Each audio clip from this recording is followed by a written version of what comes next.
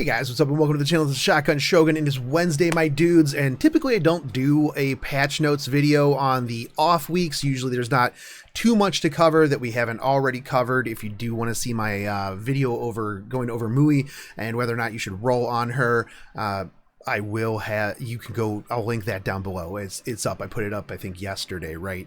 One of the upsides of her is that she doesn't require a ton of Mologoras to do what she needs to do. The downside is we're probably going to be getting a limited announcement next week because that's when the podcast, or not the podcast, the live stream, the morning live stream will be up. So anyways, let's go over what we've got going on right now. So as you know, the 5-star hero is coming out. I went over everything with her. I think that she's going to be interesting. I've been playing Fire Dingo. If you haven't checked out the newest Clapping, go check that out.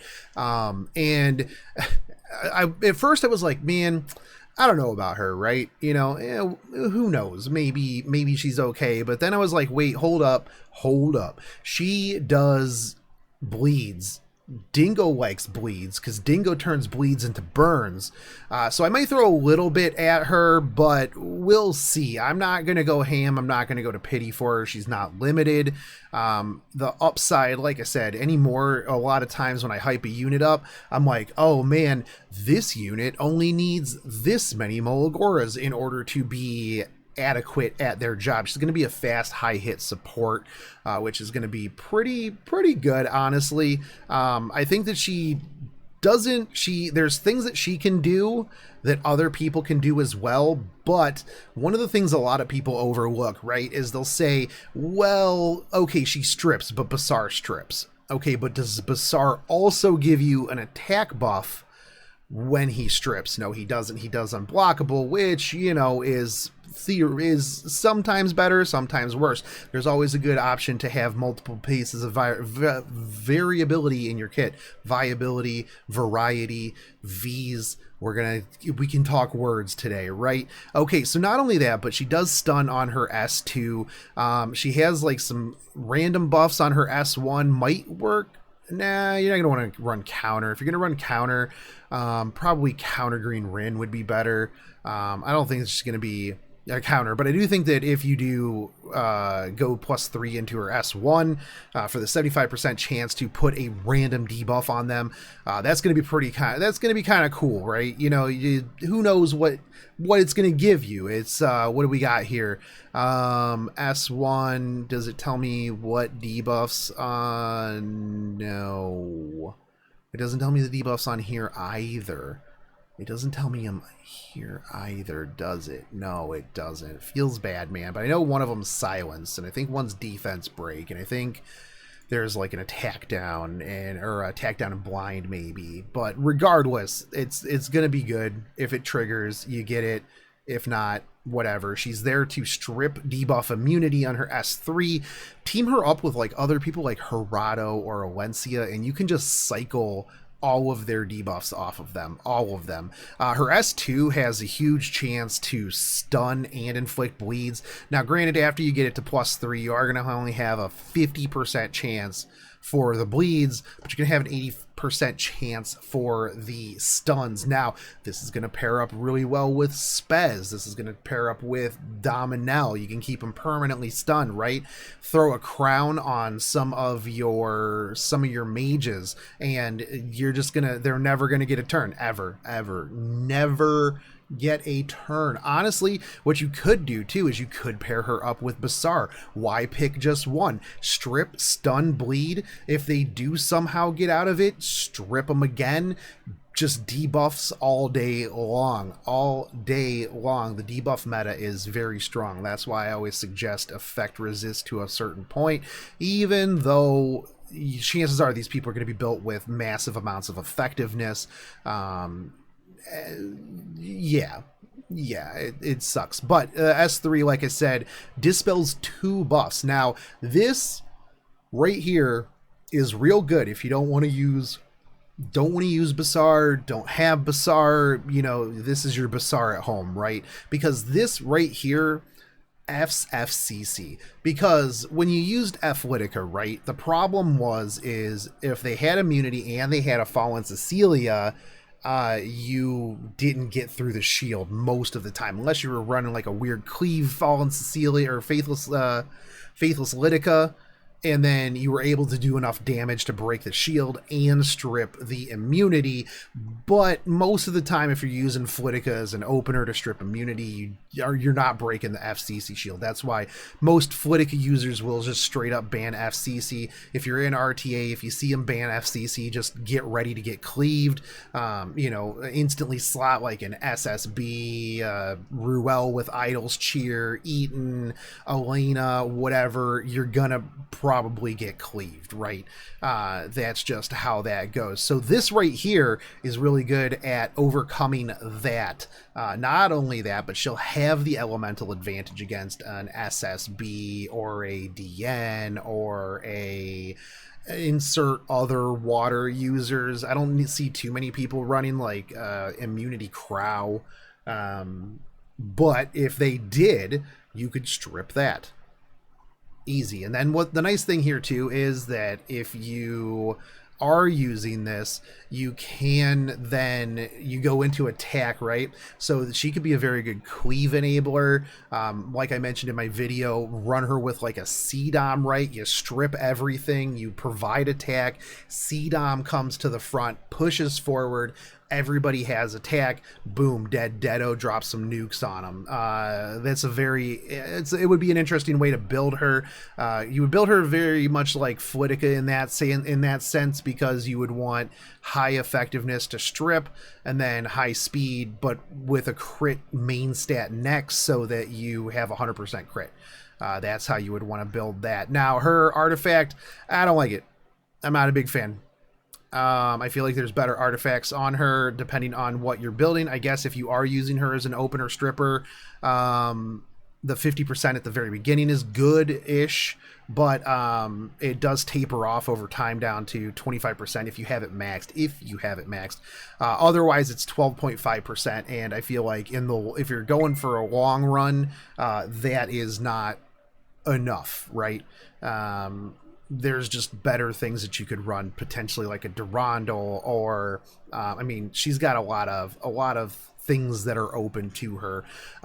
So she's going to be around. She's going to be around for a bit, but here's the big thing, and this is one of the things I want to point out here and talk about, right? So next week, we are going to find out about the special side story, the Holy Order of the Blue Cross, and the Mysterious Island. Now, one thing I did is I looked up last year's summer event, right? Because I was like, you know what? I know that Yuffie is the main focus of this, right?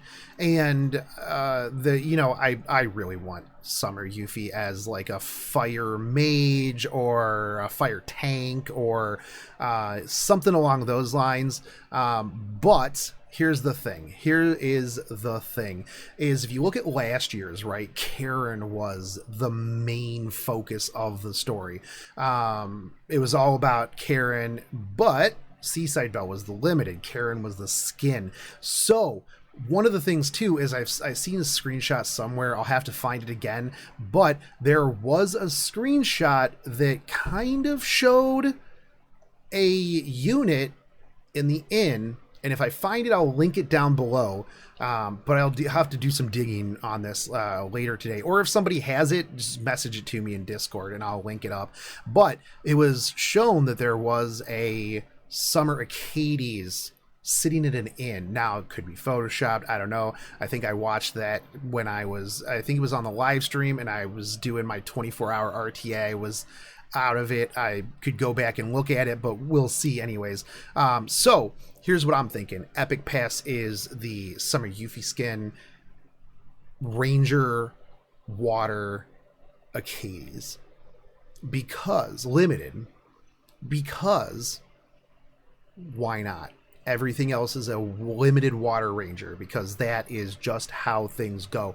So we'll see, though. I'm hoping that they don't they actually put out like the kit of whatever the unit is next week, so that way we have at least like a week to kind of mull things over. You know, I'm going to come through and tell you how hype it is. People aren't going to believe me. Reddit's going to say it's garbage. Facebook's going to say it's garbage. I'm going to be like, but guys, think about this. If you did it with this, and this in this team comp, this is going to be disgustingly good, right? You know, like I said with Elfelt, like I said with Cerise, like I said with, you know, Dizzy coming back, right? Remember not too long ago when people listened to Reddit and didn't roll Dizzy the second time around because, oh, well, A Momo exists and DJ Bassar exists and Achates exists and all of these other Dizzy counters. But guess what? Guess who still is one of the most cancerous units in the entire game? That's right, Dizzy.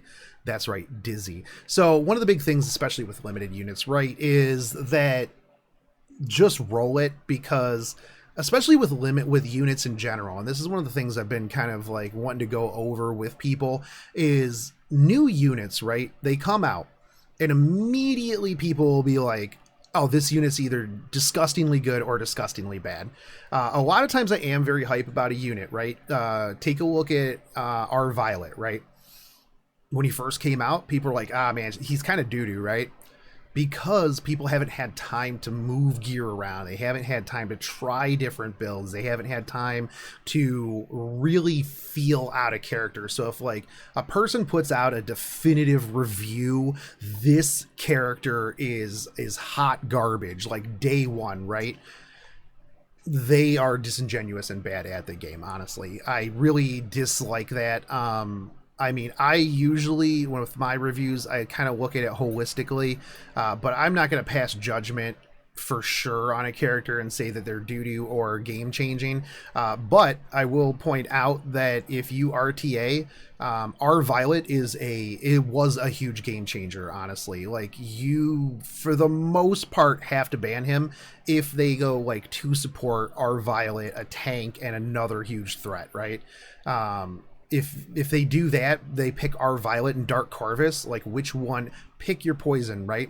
Because that our Violet's going to hit you pretty hard and it's going to be tanky bruiser, and chances are you're going to miss. And if they have a good enough support system and a reviver, yeah, good luck. Good luck. Sure, he comes back with no charges, but it's still really good. And I got off on a huge tangent here, but we're going to find out. The big thing here, though, is the Powder of Knowledge shop is refreshed. I was kind of hoping for Creation Destruction so that I could make another +30, so I could do more memes with Captain Ricorous and Dingo, but unfortunately, we didn't. But you at home are probably going to be happy because R&L is in the shop, and I know that you're going to rush out, you're going to get a bunch, you're going to +30 it so that you too can do the memes that you see where Baiken takes like 70 turns and just solos an entire team because they don't get a turn. I'm actually happy for Rod of Amaryllis because it's one I don't typically get. So I don't actually have a maxed out copy. So that's going to be one that I'm picking up. Spirit's Breath, if you have an Oxlots, which, I mean, you can get one now because you can trade in your Champ Zeratos soon. This is a really good artifact to get to +30 because it's going to allow you for infinite Oxlots loops. Though usually in RTA, if you're bringing an Oxlots, he's going to be running a Tag Hells. But I will say that Spirit's Breath is just super fun in Guild Wars, in PvE content, like if you're trying to do expeditions, if you're trying to do Abyss, it is really fun. Now it depends on if you want to go the extra mile to +30 that, because like I said, usually if you're going to run it in any sort of PvP, you're going to probably bring tags so that you can soul burn your S10 right out the gate. The other one here is going to be Song of Stars, and this one's a really good one too. This one enables Elfelt. This one helps out with hunts because you can put target up. It's a really good, very versatile artifact. It's just adds extra damage, right?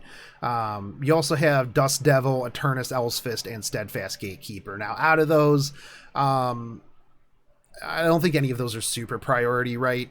Dust Devil is nice on you know, some of those thieves that you want to just have take multiple S1 turns, or S1 hits. Dust Devil K-Ron is kind of crazy good, but Steadfast Gatekeeper I think is a little bit of a sleeper, and I have actually started running it on some of my anti-cleave units just because if I can make like, let's say you put this on a Fire Charlotte, right? You put it on a Fire Charlotte, you also have her with the highest attack, you have an Idol's Cheer on the team, and you make her kind of quick, right? She's just going to pop right to the top. Just pop right to the top. Chances are it's going to have her buff because of the because of her S2, and she is then going to dunk on their entire team. That is a thing that she can do because she's a knight, because she can wear Steadfast Gatekeeper. The other thing too that you could do is who else is a good disrupt? There's a lot of good disrupted knights, right? They can run this. Now, it's not very good in a typical situation. It is good against Cleave, though. And I think that, you know, in normal situations, Hillag Lance is better, but Steadfast Gatekeeper, if you want to pop forward, pop a heavy-duty damaging tank forward, I think that Charlotte is a good candidate for it. Now, you know, it depends on what you got, right? So that is that. Now, the other thing here is we do have the Hutch pop-up shop. Now, let's talk about the Hutch pop-up shop. You'll already see some people, and I'm going to show you some down in the comments about how much of a scam this is. And yes, it is it's a pretty big scam, right? They're bringing up the Mystic. They're bringing this up because they want you to get the Mystic medals, right? They want you to get those Mystic medals because Arbiter Vildred's coming. So you're going to lose all your Sky Stones getting those for, well, you'll lose 800.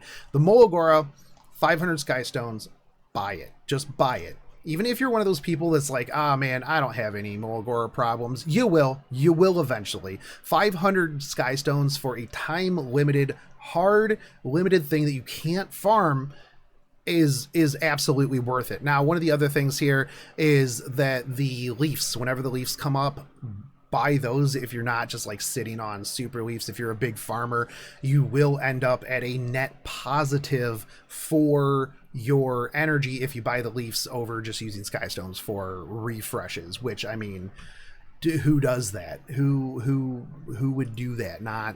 Definitely not me. Definitely not. So yeah, I literally buy those as soon as they come up. They're good deals for the most part, though.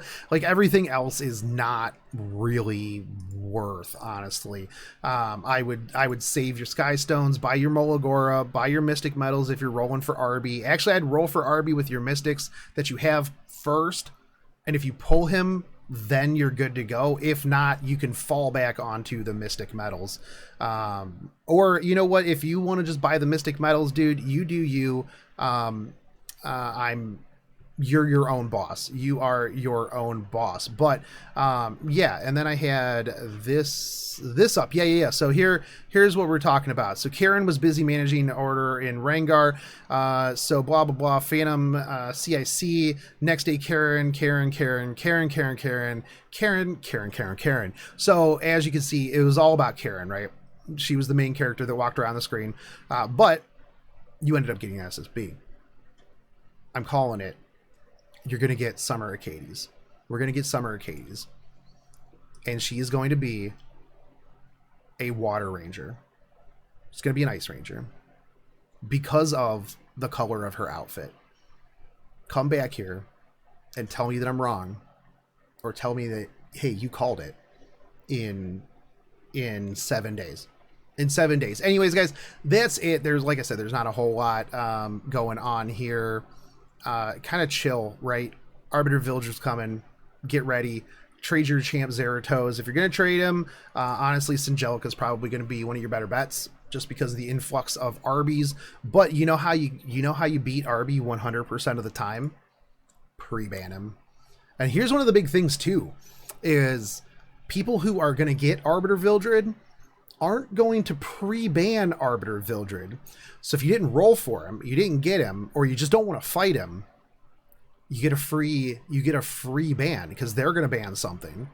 You're banning Arbiter Vildred. they're going to give you the angry face Vildred emote because they can't use their new shiny Arbiter Vildred. Just ban him. Just ban him. And the reason why you want to ban him is because most other units, you don't have to bring 2 things to deal with it, right? Arby, you have to bring 2 things. You bring a Blood Moon Haste at Singelica. You bring a Blood Moon Haste or like a Maid Chloe, right? Kind of counters him because you can boom res, and then when he Descending Blades, everybody just comes back, and then you just deal with it, or you just tank it down, right? But if you slot Blood Moon Haste, they're just going to ban Blood Moon Haste. So you probably bring like Spez Blood Moon Haste or Sigret Blood Moon Haste or Sigret Singelica. So that way you have 2. But this is easier because you can just pre-ban him. That's pretty much what I do, unless I know the person doesn't have Arbiter Vildred, in which case I don't. Or I do targeted bans. But anyways, guys, that's it for me. As always, if you are not subscribed, think about it. Think about it. I've been trying to get a more regular schedule going over on Twitch as well. Monday, Tuesday, Thursday, Sunday, sometimes. I usually start around 7 p.m. Eastern. Depends on if I'm working on a video and I lose track of time. But I will start doing my Guild Wars, especially on Mondays over there. So if you want to check that out, head on over. It's linked down below. But as I said, I would very much appreciate the subscribes. You guys help me beat the YouTube algorithm. It shows that shows YouTube that you like what I do. There's also Patreon down below that helps me out as well. And we're gonna start doing account reviews soon TM. Thursdays on streams, so there is that as well. But as always, just like a comment down below. We're going to be doing a giveaway because we hit a subscriber goal over on the Twitch channel, so we're going to be doing some leaf packs and stuff like that. More information to come on that. But anyways, guys, I've been rambling for way too long. I'll catch you guys on the next one. Take it easy, homies. Peace.